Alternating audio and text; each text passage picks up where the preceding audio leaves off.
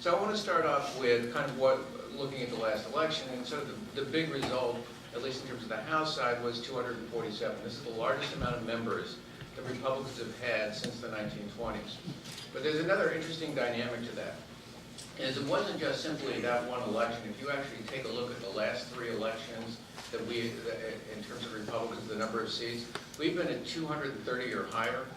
The last time we had three elections in a row, we were 230 or higher, was in the 20s when Nick Longworth was, in fact, the Speaker of the House. The other interesting thing about these three specific elections, the worst was we were at about we were 234. That's a better number than we had achieved the whole time during the previous majority. So the worst performance in terms of those three elections was better than any time in terms of the Newt-Hastert era. In terms of the Senate, over the last two elections, we picked up 13 seats. The last time we came close to that margin was the Reagan election in 1980, when we sort of, again, came out of nowhere and sort of got the majority. So I mean, you're looking at two remarkable levels of winning seats that we haven't seen for a while. So exactly how did that happen? Well, one of the things that occurred in 2010 was that there was a coalition put together that, in fact, the real question was that a sustainable coalition? Was that something that just simply occurred in terms of 1 year? Was that just an isolated event? So let's sort of like take a look at what happened in terms of that. Let's start off with looking at women. Actually, in 2010, we won women. And we actually got pretty close to matching that again. We only lost women by 4, as in contrast to the presidential election where we lost them by 11. This is all exit poll data. Among independents, we won independents by 19. In 2010, this time we won it by 12, again, getting pretty close. And then in terms of Hispanics, we got 38% of the Hispanic vote in 2010 and came pretty close again with 36%. So the idea was 2010 an isolated event or was it repeatable? In fact, it turned out it was pretty close to being repeatable. We didn't do quite as well as we did in 2010, but it came remarkably close. Kind of what helped set this up was what's happened in terms of the president and setting this up is he has lost his fundamental argument that got him elected in 2008. In 2008, the question was posed in the exit polls, do you think government should be doing more to solve problems or government is doing too many things that is better left to businesses and individuals? And you can see by a 51 to 43 margin, people wanted government to be doing more. And that was really basically the rationale for his candidacy. If you take a look at what happened in 2010, you saw that number flip to 38-56, a pretty dramatic shift. And in 2014, it was pretty close to that again, 41-54. To give you a contrast, in the presidential year, 2012, with that electorate, he lost that argument as well, 44-52. However, given the fact that what people are looking for, and we'll get to this in a bit in more detail, they were looking for an alternative as opposed to the referendum campaign that the Romney team was doing at that point. I think had there been an alternative defined at that point, he could have been beaten, particularly given the fact that he had lost that basic argument. And one of the reasons that he's suffering is because people's attitude about the economy is just really grim. And this is at the time of the election. 29% thought the economy was excellent or good, and 70% thought it was not so good or poor. And why did that matter? Well, because overwhelmingly the number one issue was in fact the economy. 40%. Everything else has been secondary. Truth be told, this has been in place for a while. But I want you, we did some focus groups, I want you to sort of hear the sort of tone and tenor and velocity as people describe their concern about the economy. We don't feel we can get better, we just want to stay where we are and not lose more than we've already lost. Would be, it seems like everything's going up, prices are going up, but our paychecks aren't going up. Yes. And it's hard to manage a household anymore. Even with both people working, it's hard. It's out of control. Yeah. With this cost of living, it's out of control. So the next picture shows, some of you may have seen in terms of previous times we got together, but basically the analogy here that I did in terms of what it was like in terms of 2010, the sort of focus on the economy when the president was focusing on healthcare was just the wrong topic, and it's still true today, and that is this concept that the house is on fire. And think of it this way. The fire on the roof, that's jobs in the economy, right? You can see there's a broken window on the left, that could be healthcare, the wiring's off, that could be energy, there's a crack in the foundation, that could be the national debt. All real important, all need to be addressed, but it really doesn't matter until the fire's put out. And that's where the electorate has been since 2008. And so every time everybody wanders away from the economy, it's not that people don't realize those are important issues, but the other thing that emerges is you're also off on the wrong topic, and that's clearly what happened to the president in 2010. And basically he ran into this situation in 2014 where people weren't seeing the progress. And so this is from the exit polls. If you take a look at 2012, among the ballot who said the economy is not so good, which represented about 45% of the electorate, you can see that Democrats won that 55 to 42 they should have been. And Romney actually lost them by the same margin, 55-42, and those should have been Republican voters. But as we got to this election, and now that group represented about 48%, you can see that flipped pretty significantly, 41 to 58. And basically, the analogy I like to give in terms of what's happening with the president, it's not that people dislike him particularly, but it's sort of like a football coach. They thought the ideas were interesting, but after 6 years, he just didn't have any wins on the board. And it wasn't there was anything personal about it, but they wanted somebody who could put wins on the board, and so it was time to sort of move on. And that's what sort of happened with him. And ultimately, when you take a look at the attitude about direction of the country, which has been remarkably negative for an extended period of time, in this case 2-1, this also from the exit polls, 31% right direction, 65% wrong track. That created an atrocious environment, and so not surprisingly, his job approval was pretty negative at 44 to 55, and this is from the exit polls. That's improved somewhat, but what you're still seeing at this point, CBS actually just came out with a poll that showed it slightly negative. Gallup has got him as high as 50%, but the bottom line is for an extended period of time, he's been having difficulty just even getting a majority of people who think that he's doing a good job. The Democratic response to the election actually is not necessarily earned. The Democratic response, and you've probably seen this from the stuff that came out of Philadelphia, and this is actually a quote from a Democratic political operative, was our #1 imperative for 2016 is to articulate a clear economic vision to get this country going again.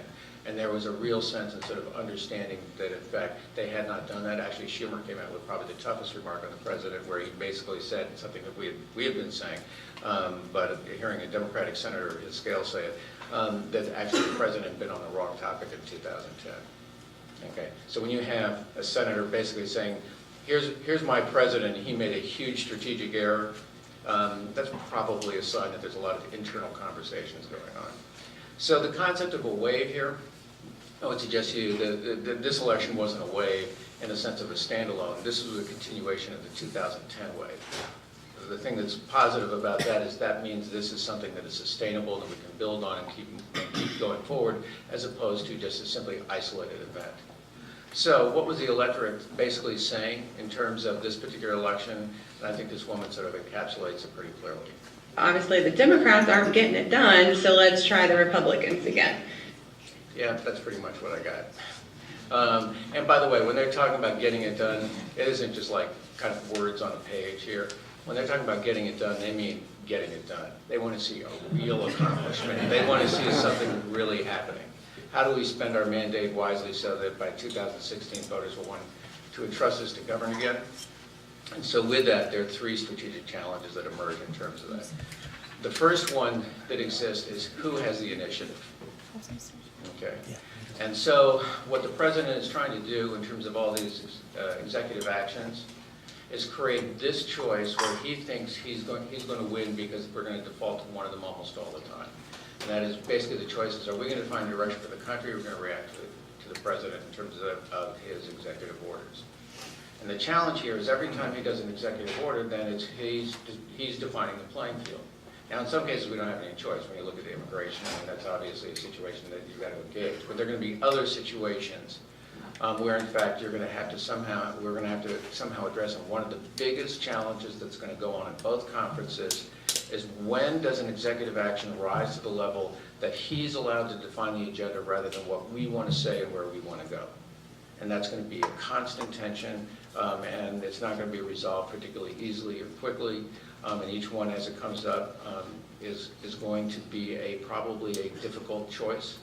But understand this is a critical dynamic. If he is defining the agenda all the time to executive actions, then he's going to be defining a playing field that's relatively favorable to him.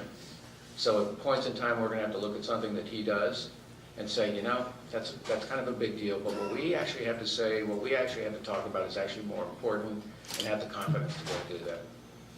Challenge number 2 is we have really atrocious brand, okay? And by the way, let me give you a different vision of brand. Brand is not this sort of trite thing, gee, do people like us, that they think they care about us.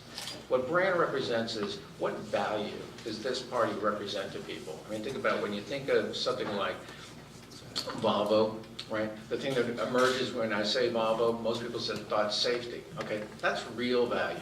And so the question is, when people hear Republican, what do they hear?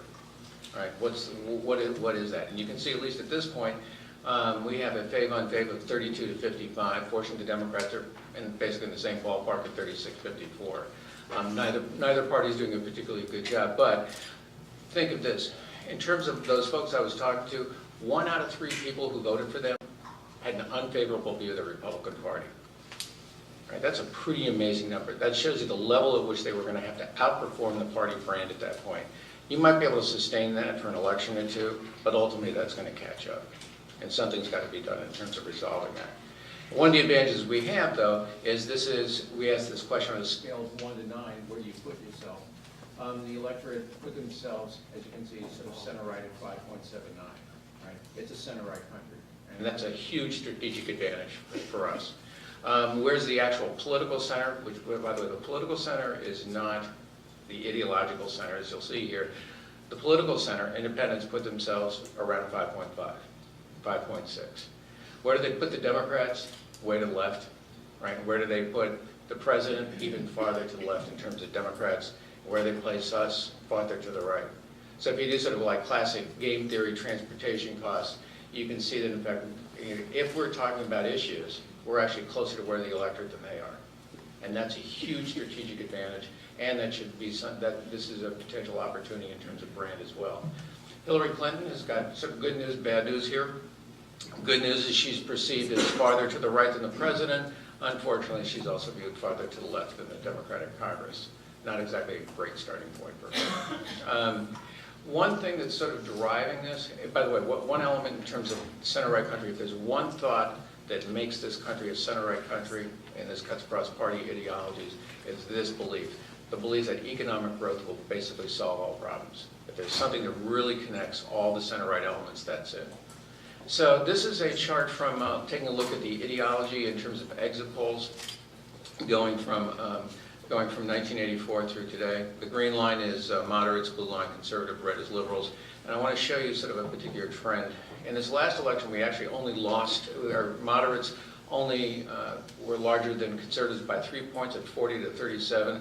That's a lot larger. That's a lot closer than it was actually when we took the House back in '94, where 45% were moderate and 37% were conservative. But there's an interesting trend. If you go back to 2000, you can see that the spread was about 20 points between moderates and conservatives. You can see by the time you got to the middle of the decade that it closed, and you can see now that there's actually a structural shift.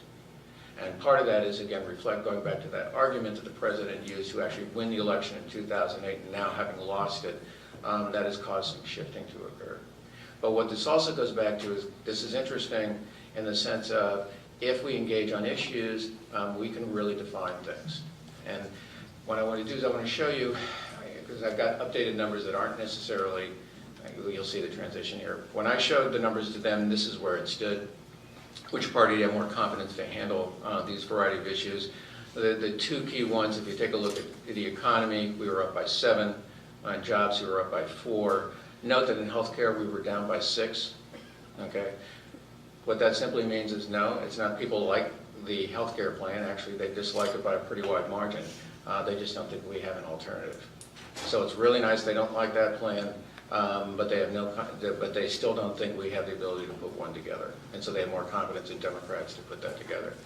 This has changed. We just came out of the field. What you're going to see is things tightened up quite a bit. Instead of having that larger 7-point lead on the economy, it's now 1. On jobs, we actually trail by 3. Healthcare is about the same margin as 8.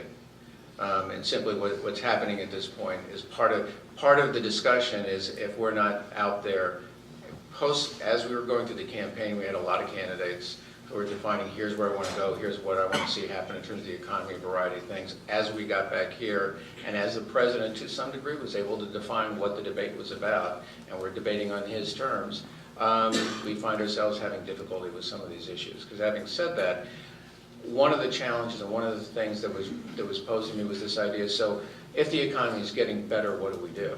Well, actually, what you see here is we pose this question, do you think the economy is getting better, but the rate of progress is unacceptable? It's getting better, rate of progress is acceptable, not better at all. Not better at all is actually our base. That 30% actually on election day in terms of the getting better and it's acceptable was actually around 22, so that's slightly improved, but that's really Democrats coming home. What you still see is that large group of people who's saying, yes, it's getting better, but the rate of progress is unacceptable. To a large degree, what you're looking at is people see those numbers, but they're not feeling it personally.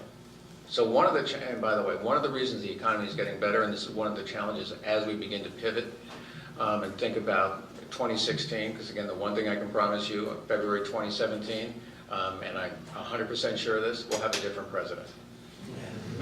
Right? But what are we going to do with that in the meantime? And so one of the things that we tend to forget is the impact that we've actually had since December 2010. So since December 2010, just to rattle off some stuff so you just have some context in terms of did we have an impact? 9.6 million jobs have been created, the deficit's been cut in half, we're now the #1 producer of energy, and we got 98% of the tax cuts that were passed in 2001 through. Okay, that has had a significant economic impact. Is it enough to turn the country around? No. Right? Is it enough to sort of begun to move things in the right direction? Think about how bad it would have been without. And so part of the opportunity here is, okay, look at what we managed to do that have sort of gotten things going in the right direction. Think about what could happen if we could really get the policies through that we want. So here's what we can do, but here's where we could really be. So that means, okay, this is the third challenge. How do we manage our Republican proposals? And there are basically three buckets that exist here, okay, in terms of where each proposal can go. One is it passes Congress, it's signed by the president. That's what people are going to sort of see as governing, getting it done. Okay. Option number two is it passes Congress with 60 in the Senate, vetoed by the president. That's what Keystone sort of looks like. What that really does is that sort of defines the choice for the 2016 majority coalition. That in fact, here's the choice. If you had a Republican president, look at in fact what we could get done. And then the third bucket is passed to the House. It's filibustered by the Senate. Movement on key initiatives for our base. Ultimately, we're going to need to have stuff in all three of these. And you can't avoid one. The toughest one is going to be the top one, getting him to sign off on things. Because from his perspective, every time he can make it really difficult for us, that potentially makes 2016 a lot more complicated. In terms of the middle bucket, the challenge there is going to be, you're going to have to get 6 Democratic senators to agree that they basically want to poke a finger in the president's eye, right, the leader of their party. In Keystone, it became so important to those members that actually that outweighed that. So think about that in terms of as we're trying to think through legislation, we've got to get Democrats on board that are willing to go against their party leader. And we're going to need stuff in all three of them. And what's the theme that we need to do in terms of like, how do you drive that? Ultimately, we've got to move to the idea of proposing a future and making it possible. Because one of the dynamics here is when you take a look, and this is an old picture, and truth be told, it's hard to figure out what the field's going to look like. We're going to have a big field. And by the way, it's going to be a good field. Right? I mean, in the sense of we've got a lot of really good candidates. I mean, the quality level in terms of who's out there and who's engaged. I'm sure everybody in this room could look at that and say there are 3 or 4 people that I'd be really comfortable with. You may have a preference at this point, but there's a larger group there. But I'm also going to suggest to you, if we're going to sort of sustain this change, the idea that, and they're going to have a discussion, we can't just simply wait for this to get decided sometime next spring. And then decide now we're going to engage in a policy discussion. Let me go back and give you one of the best examples where you saw an initial initiative come out of the Congress that actually drove an important presidential election. And that was Jack Kemp in 1978 reporting out, actually it was called the Jobs Creation Act in 1978, which was basically ended up being Kemper-Roth, which ended up being the sort of central piece and concept to what Reagan ran on in 1980. That came as an initiative out of the House. Right, and so as all of you playing these critical roles, what are the products you're thinking through? That's an example of where a huge election was defined by an initiative out of the House. And as we think about what that electorate's going to look like, and it's going to be a different electorate than what we saw in 2014. There are going to be more minorities, there are going to be younger voters, it's going to be a larger turnout overall. So what I want you to listen to is this voice of a person representing one of those groups that we're going to need to do better with, and listen to how they describe things, and listen to the fact that this is a voter we should have. It's all about the economy back when the market crashed with the mortgages, and it's slowly getting there, but it's very slow. And the jobs are coming, but they're very slow, not as fast as they used to. Obama promised that they were gonna come. Why don't you think it's going fast enough? Democrats and Republicans and fighting, not working for the best interests of the country. So they pull into each side, and you know, when you do that, we get affected. And so you can hear he's looking for something, and he's a real opportunity. And what he's basically stating is something that actually a person who Rich and I work for, Newt Gingrich, used as a line: Walmart doesn't get ahead by attacking Sears, but by offering better value. And what we have to do with him, and looking forward to the 2016 election, is how do we offer better value? This isn't necessarily about meeting expectations per se. This is about what's our product. What is it that we're going to say about us that people go, I want that? And that's where the real opportunity is. And that's where you all play just a central role here, as going back to that Kemp analogy. What are you going to do between now and this summer to think through the products, right? I'm talking legislative policies here, that really offer value to people and get them moved forward and get them out and being discussed. Waiting till next spring is too long. We need to be thinking through this now. And you all represent a significant opportunity in terms of being able to do that. And so the challenge is kind of, don't look at us up here. What is it that you're going to do when you get back and say, okay, what's the next best thing? I've seen some examples of that, certainly what Congressman Rowe and Burgess are trying to do in terms of healthcare with Fred Upton and team. Those are examples in terms of how do you begin to move forward, how do you begin to think through value and what it is we offer as a party. So with that.